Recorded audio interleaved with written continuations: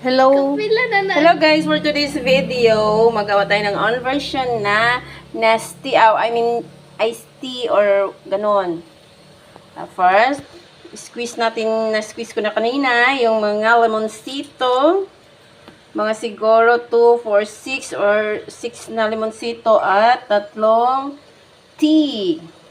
Pagkatapos niyan, nagpakulo ako ng water. Ayan, nakumulo na. So,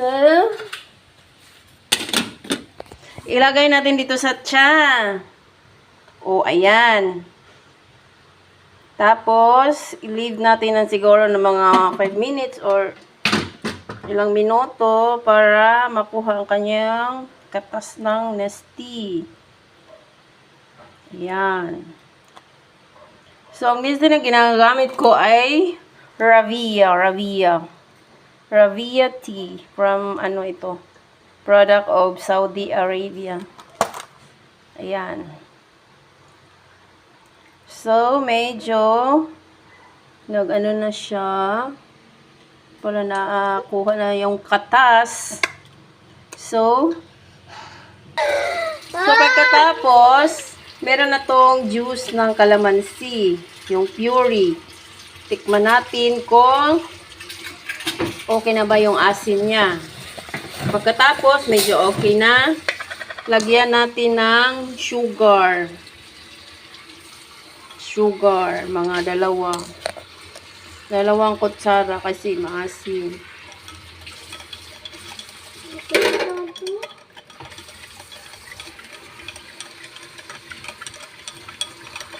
Squeeze natin. Ito. Kasi marami kasi akong dito, kalamansi. Para maiba naman, ito yung kadalasan ko ginagamit or ginagawa. Okay na. So, pagkatapos, lagyan ng kunting asukal kasi medyo maasim pa. Pagkatapos niyan, mainit kasi to, lagyan natin ng yelo. Yelo, hindi kulay ha, yellow ice. So, kunin natin yung, hindi ko pala nakuha yung mga liso-liso.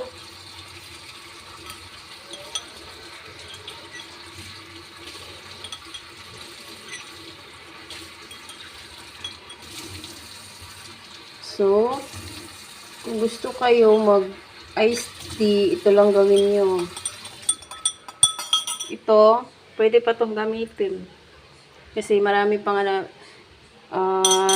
inano ko lang kasi hindi ko talaga binabad. Pag binabad mo kasi yan, para makakuha talaga yung katas ng yung tea.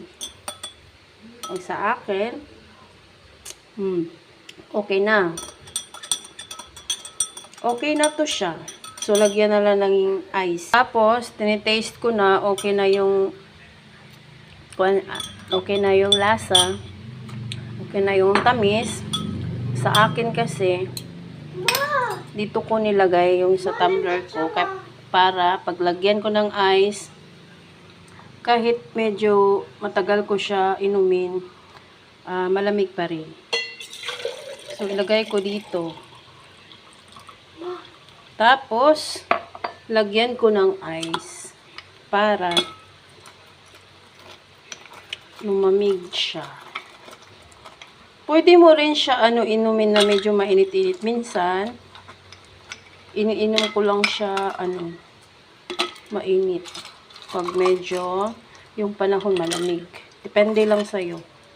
Pero sa akin kasi ngayon, kasi afternoon, so nilagyan ko ng ice so okay na, instant nasty na.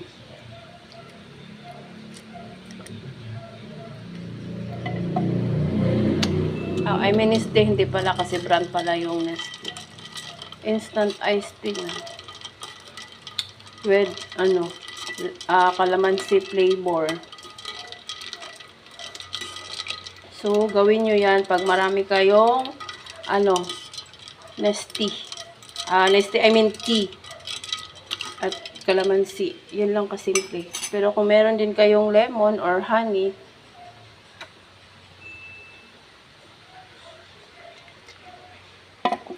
pwede nyo rin gamitin. Depende lang kung ano yung gustong i-flavor nyo sa ano nyo. Sa tea. So, bye-bye. Thank you. Thank you for watching.